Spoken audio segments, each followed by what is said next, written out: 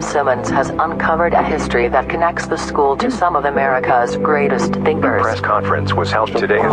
History-making partnership. Announcing a partnership between Simmons College and Jefferson County Public Schools. Teacher shortage. There is teacher shortage across America. The research is really clear. And I can see how Simmons plays such a critical role.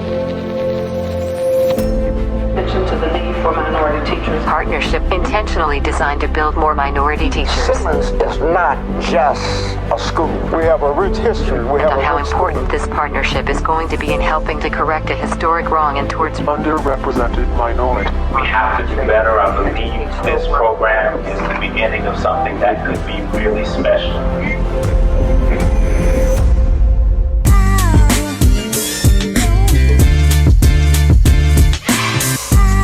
To have Simmons as a partner in recruiting minority teachers says two things. One, there is nothing that happens in any community that's any more important to the future of that community than the productivity of its school system. Two, is addressing an enduring issue in the education workforce. The reason why this partnership is so significant is, first of all, HBCUs specialize in preparing black teachers to teach in the classroom. HBCUs have always been committed to that. And so when you see the disproportionate statistics, when you really think about the culture of HBCUs, you know, from Cheney to Morehouse to Spelman to Simmons, it's really no surprise that you see so many terminal degrees, you know, PhDs, MDs, JDs awarded to people who started out at HBCUs. This is really a return to what we were doing in the first place. Dramatic impact. So we ought to just kind of take a minute and reflect on the reality of Simmons and the position it occupies in addressing something that we haven't been able to solve yet.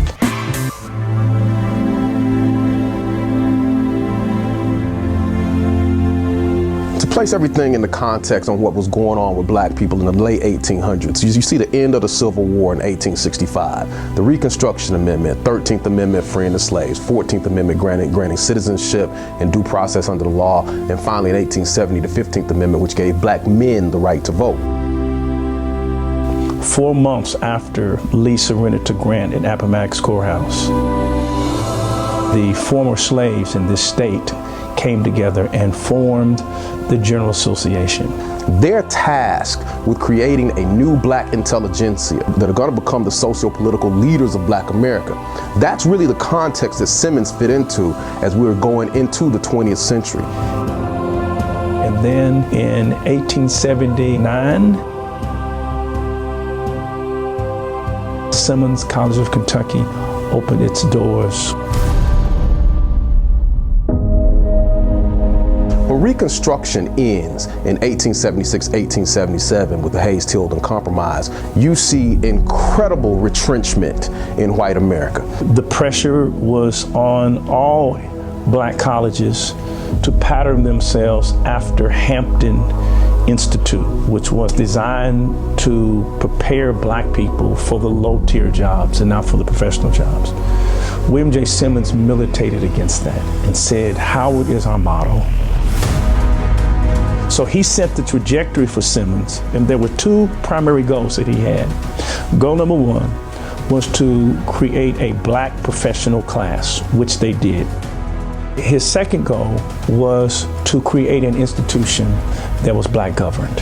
When you talk about excellence, black people have always understood they had to be better. HBCUs understood and understand that they have to be better.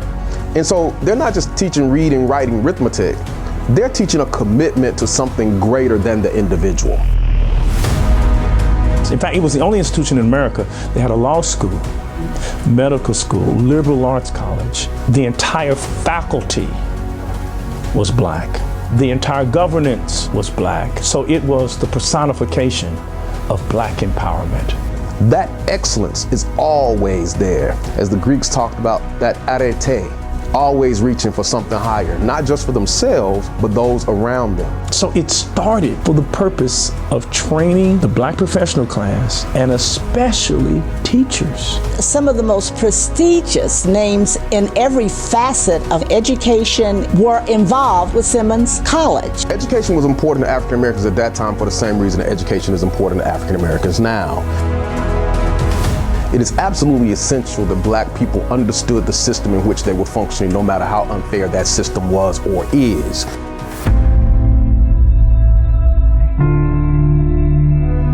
And then a huge catastrophic economic development takes it down, and we don't know how to hold on to the institution itself. What happened to Simmons is what happened to many institutions, especially black institutions in America. I mean, this was a time of extreme racism and the access to opportunity. It was bad. The stock market crashed in 1929. The banks foreclosed on them. They lost their property. And the University of Louisville purchased the property to establish a segregated division. And not only did they use their superior financial resources to purchase the campus that slaves had built, but spoke very disparagingly of Simmons University. Kent said that Simmons was a poor excuse for a university. But what Raymond Kent should have said was not that Simmons was a poor excuse for a university, but the United States was a poor excuse for a democracy. White arrogance in America is a heck of a thing. The lack of awareness of what's gone on with black people in this country. How HBCUs couldn't just be colleges, they had to serve as primary schools as well. But the products coming out of those schools were incredibly stellar. But black people are always a stellar people. All they needed was an equal opportunity. What is tragic is everything that Simmons once did and everything that Simmons once had, from our curriculum, to our degrees, to our clubs, and even our sororities. That story got dropped off the consciousness of the city.